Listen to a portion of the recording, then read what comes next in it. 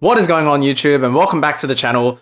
Today I'm going to be talking about the New York Knicks following their second round exit against the Miami Heat in the Eastern Conference semifinals, and breaking down what they have to do in the offseason to make sure that they make a return to the playoffs next season and perhaps even a deeper playoff run. So if you guys do enjoy the video, please do like and subscribe to the channel. I am on the road to 1,000 subscribers and I'm trying to grind out 4 or 5 videos every single week for you guys. So yeah, hit that like and subscribe button if you do enjoy the video. Look, first things first, huge shout out to the Knicks. They had an amazing season, all things considered. They reached, obviously, the second round of the playoffs. They bounced the Cavs in the first round of the playoffs, which a lot of people, myself included, didn't foresee them doing, let alone getting it done in 5 games.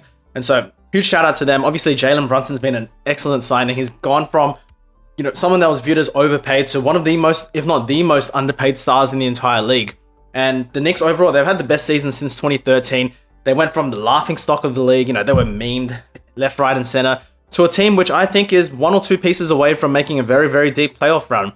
So just wanted to give that shout out there firstly. Without further ado, number 1, Julius Randle has got to go.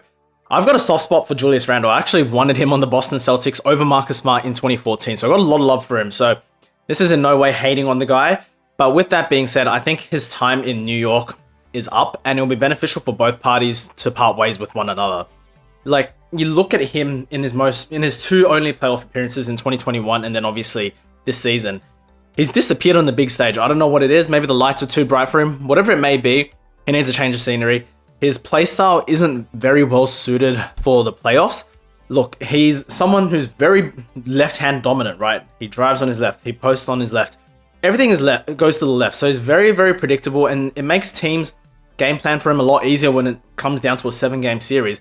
Not to mention, outside of his tendency to go left, he's got relatively poor shot selection and basketball IQ on the offensive end of things. He's a average to below average defender, and he's someone who lets his emotions get the best of him. He's someone that's very emotional and maybe has a big ego as well. I don't know what he's like in the locker room, but from a fan's perspective, he's not exactly a guy I'd want on my locker room. And so, look, the Knicks have to trade him away. I know his value is at an all-time low, but with that being said, the Knicks, they want to get onto bigger and better things, and number 1, they have to get rid of Julius Randle. Number 2, the Knicks need to trade for a second star, or at least a high-end starter, to pair with Jalen Brunson. Now, I look at this Knicks roster the way it's constructed right now. I don't think there's anyone that's untradeable except for Jalen Brunson. I think that guys like RJ Barrett, Quinton Grimes, Emmanuel Quickley, Josh Hart, Obi Toppin, these guys are all very, very good role players, and they definitely have a role in the team, but they can be moved for the right piece, in my opinion. And if that means getting a high-end starter or a second star, you have to pull the trigger if you're the Knicks. So I look at what's available on the market. There have been a few names that have been floated around, one of which is Karl Anthony Towns. Obviously, his pairing in Minnesota with Gobert is very iffy, to say the least. And I don't know if they're going to move away from Gobert after investing so much in him. And so logically, that's going to make Karl Anthony Towns the next guy they're going to want to move. Now, I touched on Randle, and similar to Randle, Karl Anthony Towns, he's not known as a playoff performer, and his value has also tanked to an all-time low himself as well. So right now, there's no better time to pull the trigger. Karl Anthony Towns, even though they're very comparable players, he does have the higher ceiling. He's a few years younger than Randle. So I think when you put 2 and 2 together, and you just look at the potential between a Karl Anthony Towns and Jalen Brunson pick and pop, that's something that's very intriguing, and I think that they should pull the trigger on that. Next name that I have on my list as well, another name that's been floated around in trade rumors for quite a while, whether it's to the Knicks or elsewhere, is RJ Anunoby. He fills a lot of voids for the Knicks, which I will touch on in just a bit as well. But he's a high-end starter. You might be able to trade RJ Barrett for him, send RJ back home in Canada, bring OG on board. But regardless, I think that the Knicks need a reliable, bona fide, proven star or a reliable starter as well. I know that kind of contradicts with Karl Anthony Towns, but take that for what it is. That needs to be done. Number 3, the Knicks need to make a decision on RJ Barrett.